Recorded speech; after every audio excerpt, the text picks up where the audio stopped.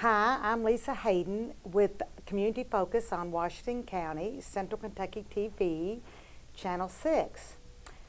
And today I would like to welcome Sean Malloy. Welcome, Sean. How you doing? It's good to be here. Well, I'm glad you can be here, and particularly before Christmas, and the weather's getting cold, and naturally, I thought of alpacas, because I always buy alpaca socks this time of year, and for some of my family with the weather getting cold in Kentucky. So, Sean, you're not from Washington County, but you have moved here and lived here now for how long?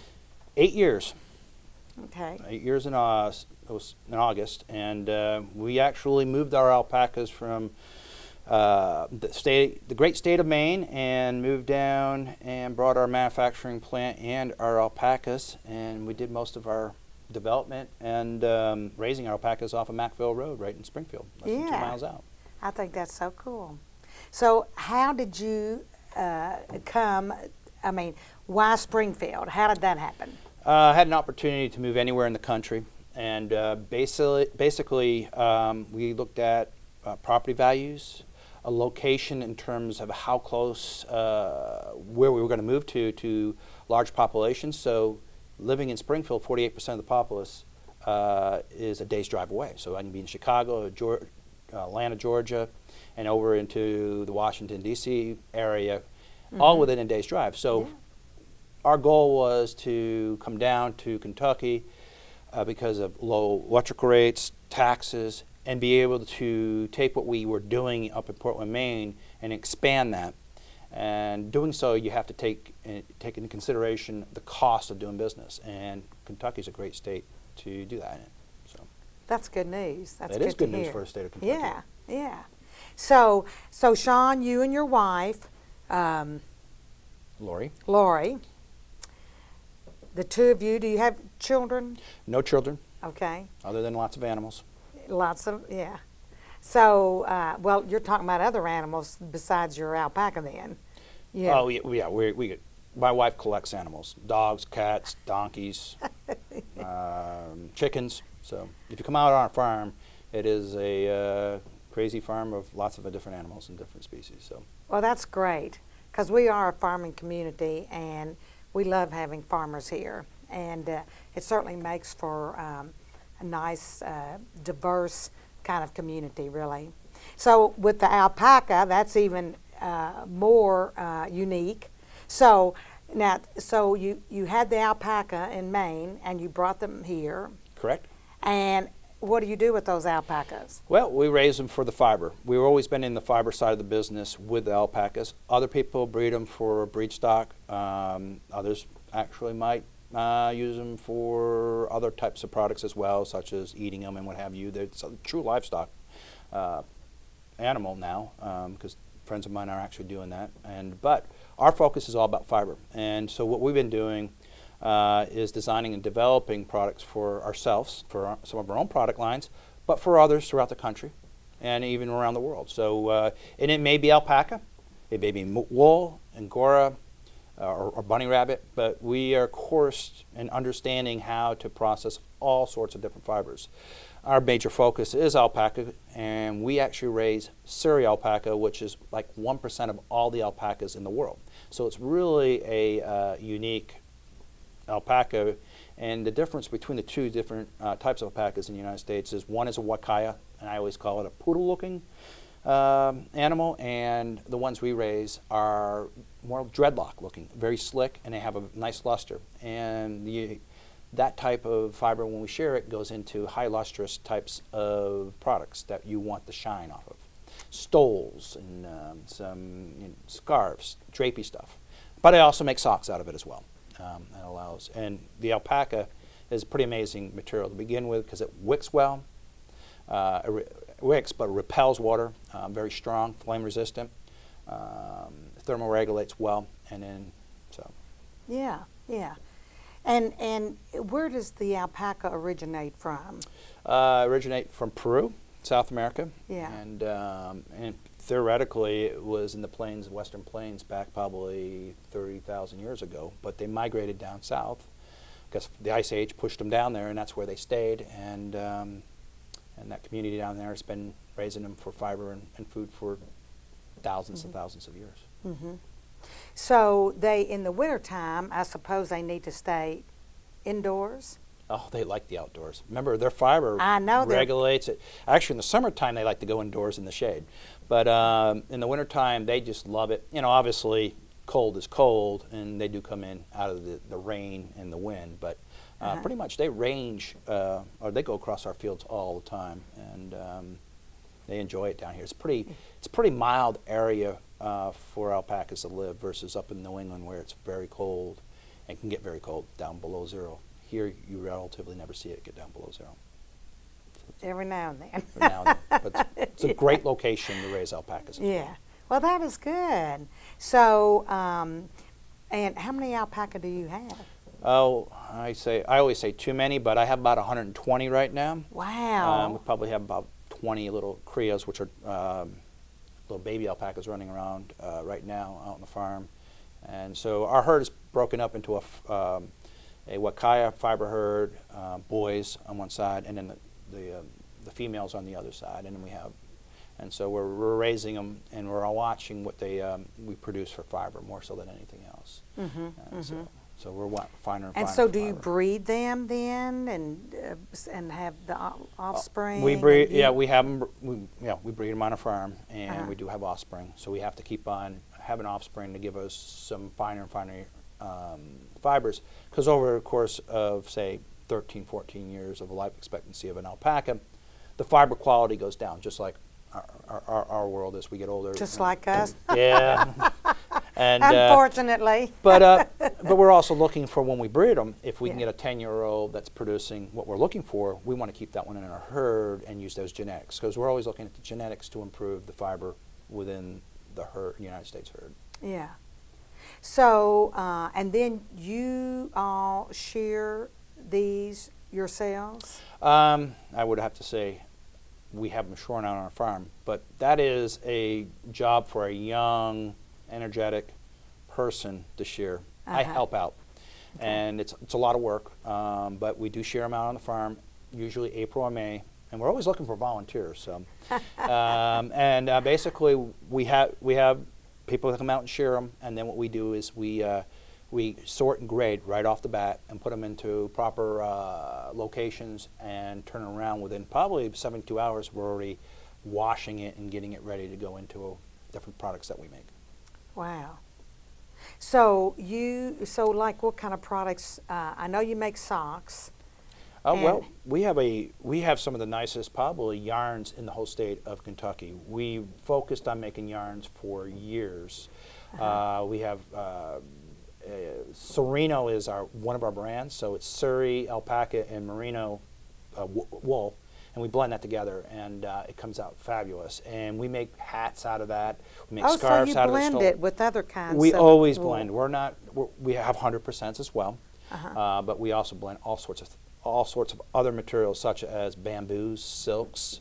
But the main ingredient is a alpaca base typically, but we do a tremendous amount of Angora rabbit to Angora goat to wool. So we're very flexible. But our major focus has always been with our brand, which is Rare Earth Fibers, is our new brand that we created that encompasses all the different types of yarns out there. And so if you come up and check us out, we have a phenomenal line of yarns for the knitters out there. So. Really? Yes.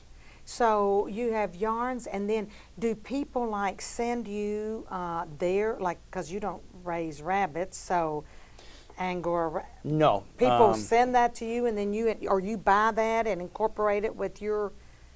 Yes. With yours? So basically, what we've created when we moved down here, we had another company called Flaggy Metal Fiberworks, which was processing all these different fibers throughout the country and making those type of yarns for small farms across the country. In 2014, we created U.S. Natural Fibers and absorbed Flaggy Metal Fiberworks and created a new facility that supports those family farms across the country.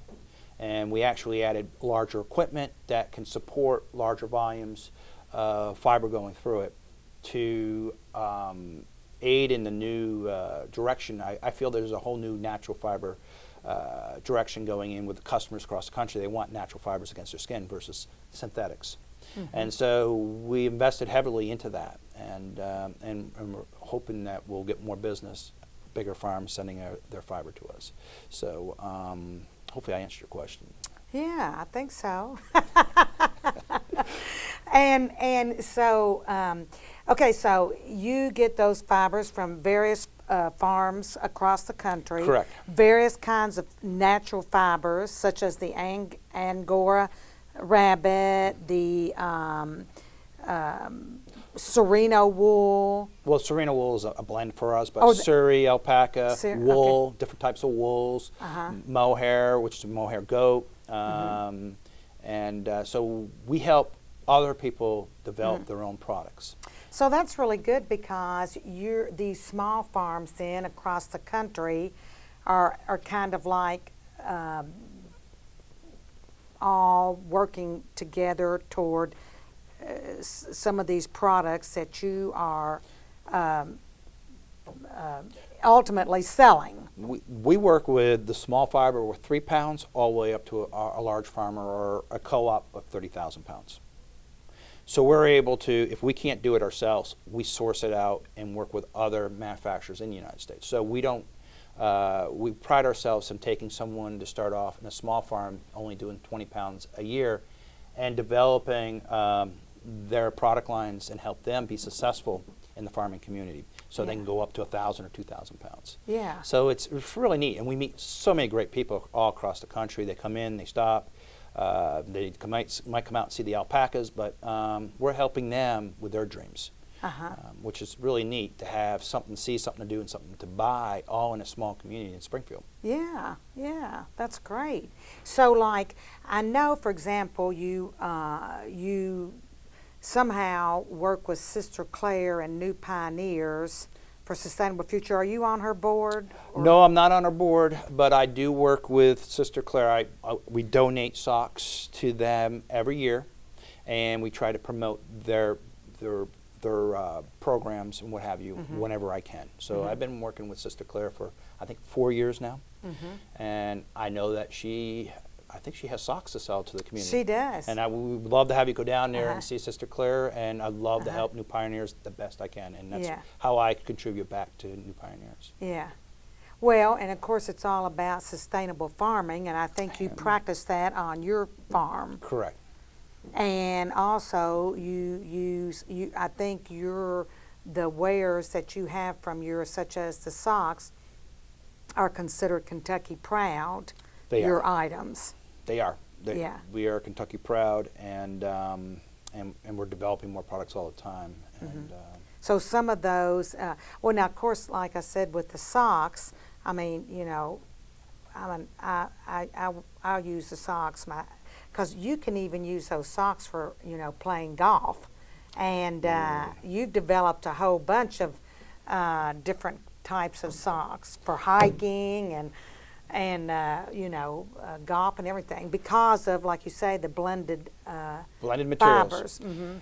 Well, if you look at the fibers that we created that go along with our socks, and actually talking about golf socks, I did and designed a sock for Arnold Palmer. So that was about 2 or 3 years ago. I designed the yarn from scratch and created the sock and put it in their Kingdom Cup tournament down in Florida about 2 or 3 years ago, and under the Kingdom sock. And I still got a few of those. If you stop in, maybe I'll find one for you. But so the materials that go into the socks, we've created a great mechanism to remove the moisture away from your skin. And that's partly because of the alpaca material and the way we design the yarns with other materials. And then that also regulates and thermoregulates. So you can wear this sock at 20-degree temperature or 90-degree temperature, because all those socks that we design start with a direction that we meet or exceed military standards. And so I like to test things to a certain standard, so I at least have a base mark of how to improve on a pair of socks. So it's basically durability, it's wicking, thermoregulating, and we put other high-tech ingredients in it. So it's a neat sock. So if you've never worn the socks before, you got to try them out. They're Yeah. just incredible, and Oh, yeah. they'll enhance your golf game. I can guarantee you. Yeah, yeah, for sure. And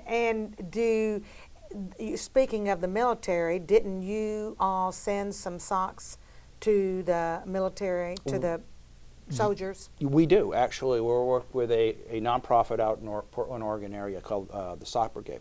And we've been doing that since 2009, and I think we're over 14,000 pair of socks to the troops overseas so far. What happens is we get a phone call, and there might be troops, say 100 people in that platoon.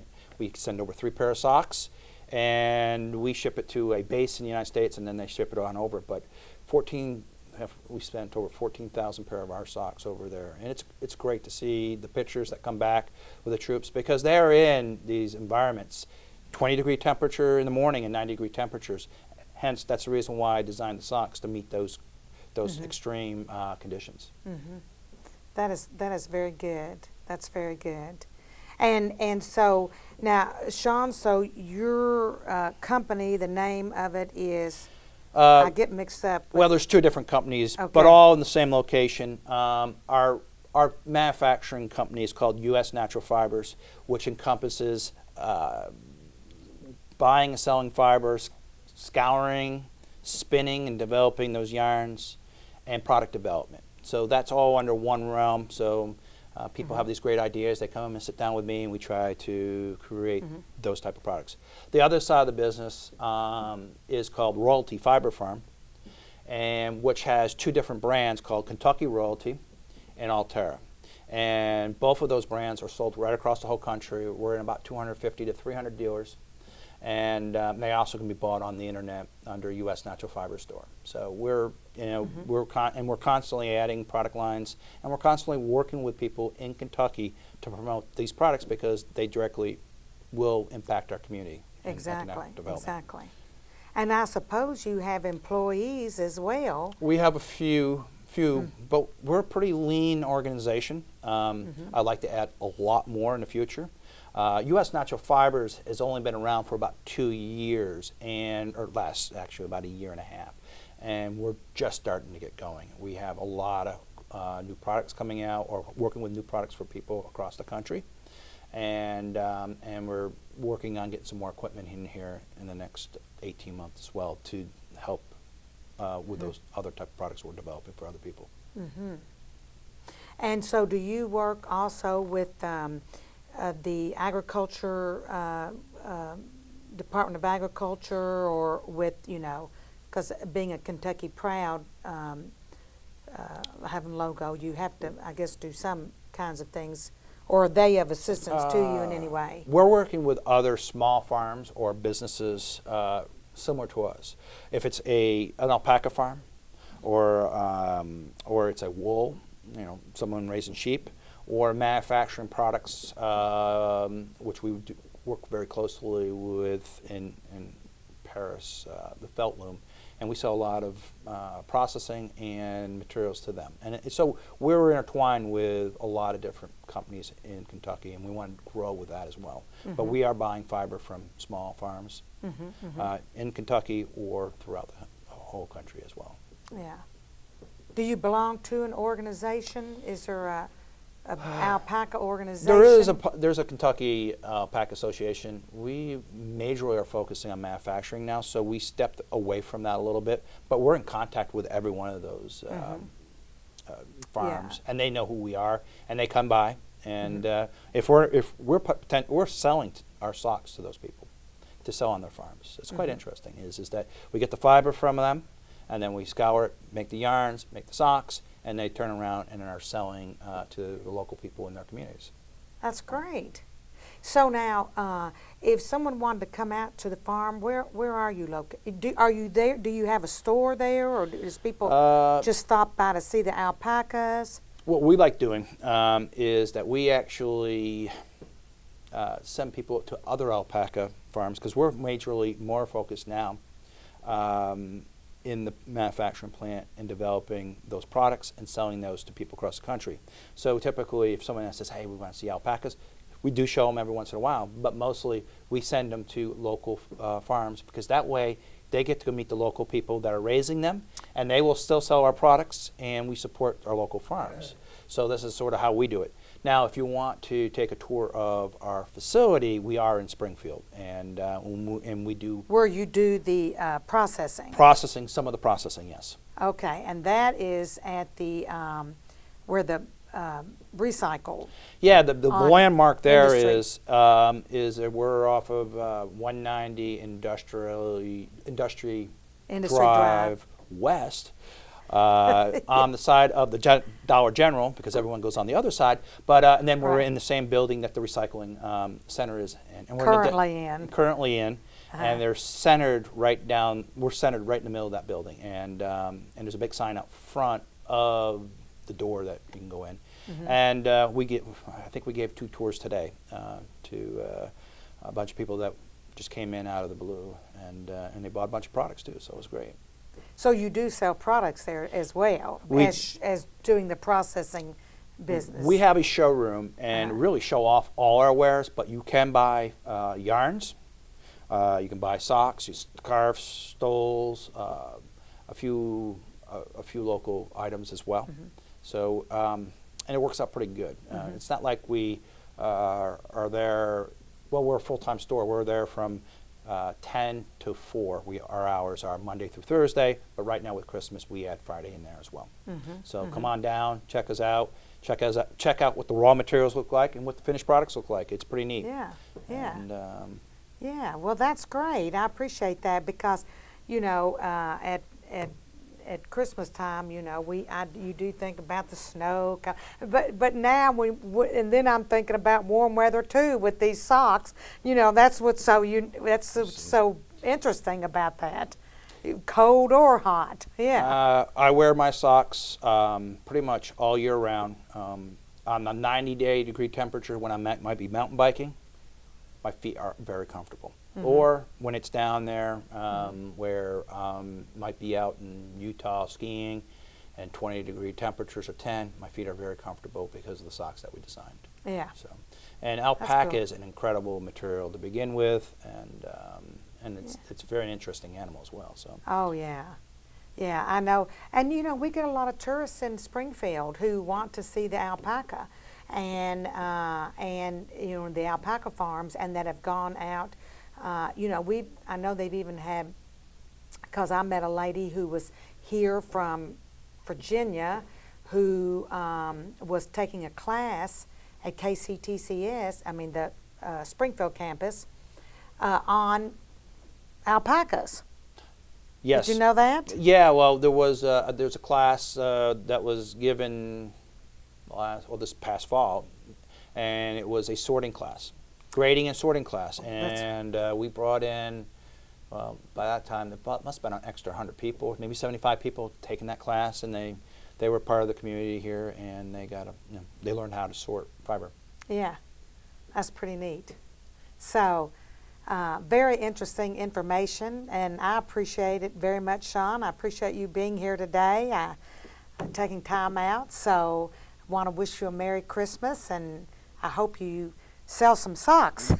We're selling socks every day. It's been very, very good this year for us. Yeah. Well, good. Well, thank you Pleasure. very much. Thank you for having us. Yeah.